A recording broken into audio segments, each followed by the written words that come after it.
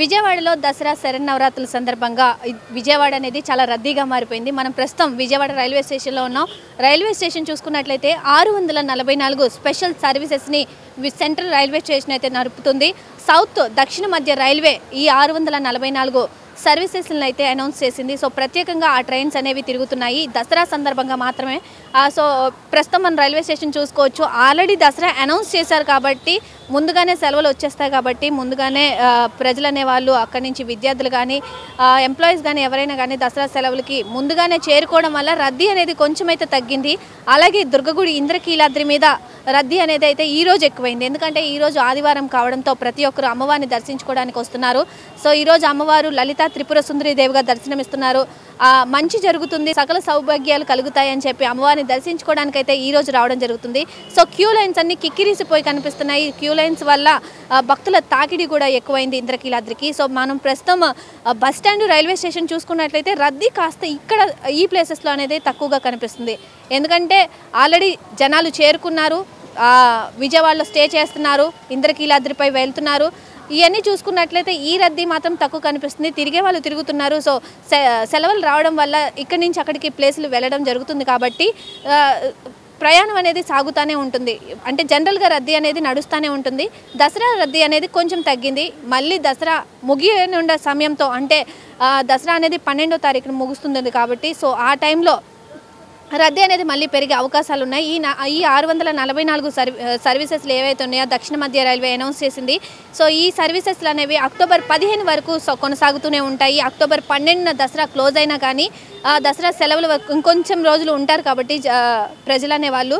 So ఆ సర్వీసెస్లు అనేవి ఇంకా నడుస్తూనే ఉంటాయి కాబట్టి ఎక్స్ట్రా 3 డేస్ కూడా వాళ్ళు పెంచడం జరిగింది. 644 సర్వీసెస్లు అక్టోబర్ 15 వరకు నడుస్తూనే ఉంటాయి. అలాగే మనం బస్ స్టాండ్లు కూడా చూసుకున్నట్లయితే బస్ స్టాండ్లో కూడా మనకి లోకల్గా సర్వీసెస్లు అనేవి ఎక్కువగా పెట్టడం జరిగింది. 1000 బస్సులు సుమారుగా 1000 బస్సులు ఈ దసరాకి తిరుగుతూనే ఉంటాయని కూడా మనకి చెప్పడం జరిగింది. అలాగే అధికారులు ఏర్పాట్లు అనేవి చాలా గట్టిగా చేశారు. ఎందుకంటే లాస్ట్ టైంతో పోల్చుకుంటే జనాభా రద్దీ అనేది ఇంకా ఎక్కువ జరుగుతూ ఉంది కాబట్టి వాళ్ళు అది దృష్టిలో ఉంచుకొని ఇంకా ఎక్కువ బస్సులు అనేవి ఏర్పాటు చేయడం జరిగింది. లాస్ట్ టైం 900 బస్సులు ఏర్పాటు చేస్తే 1200 మంది బస్సులు మళ్ళీ తిరిగి వాళ్ళు పెట్టడం జరిగింది. అందుకని ముందుగా జాగ్రత్తతో ఈసారి 1000 బస్సులు అదనంగా వాళ్ళు పెట్టడం జరిగింది. సో మనం ఓవరాల్గా చూసుకున్నట్లయితే బస్ స్టాండు రైల్వే స్టేషన్ చాలా రద్దీగా కనిపిస్తున్నాయి. అలాగే ఇంకా రద్దీ పెరిగే అవకాశాలు కూడా కనిపిస్తున్నాయి కాబట్టి దసరా శరన్నవరాత్రుల సందర్భంగా విజయవాడ అనేది భక్త జన సంద్రోహంతో కూడా చాలా బాగా ముస్తాబైంది. ఇంకా పెరిగే అవకాశం ఉంది. ఈ 9 అవతారాలతో అమ్మవారు దర్శనమిస్తారు కాబట్టి భక్తుల రద్దీ విజయవాడకి అనేది ఎక్కువగా కనిపిస్తుంది. అలాగే భవానీల తాకిడి కూడా ఎక్కువగా అవుతూ ఉండడం విశేషం.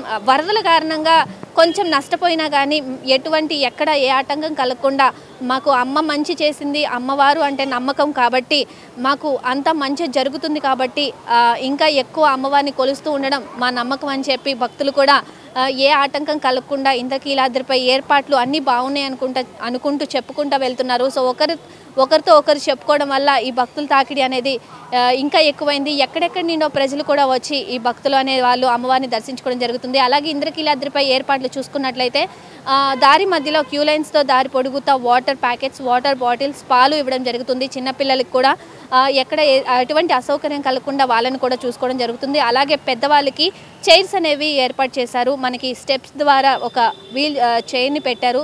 సో పెద్దవాళ్ళకి మోకాల నొప్పులు ఉంటాయి కాబట్టి వాళ్ళని ఆ చైర్ ద్వారా స్టెప్స్ మించి కిందకి దించి అంటే మనకి ఇలా పట్టుకొని నడవకుండా దాని ద్వారా కిందకి దిగే ఏర్పాట్లు అయితే చేశారు ఈవో రామారావు. సో మొత్తానికి చూసుకున్నట్లయితే గత ప్రభుత్వంతో చూసుకుంటే ఈ ప్రభుత్వం ఇంకా ఏర్పాట్లు బాగా చేసిందని కూడా వాళ్ళు చెప్పడం జరిగింది. ఓవరాల్గా ఇంద్రకీలాద్రిపై దసరా శరన్నవరాత్రుల సందర్భంగా ఇంద్రకీలాద్రి ఒకటే కాదు విజయవాడ మొత్తం అందంగా ముస్తాబవుతుంది విద్యుత్ దీప అలంకరణలతో. సో మొత్తంగా చూసుకున్నట్లయితే ఇదంతా చాలా బాగా అనిపిస్తుంది విజయవాడ ప్రజలకు కూడా.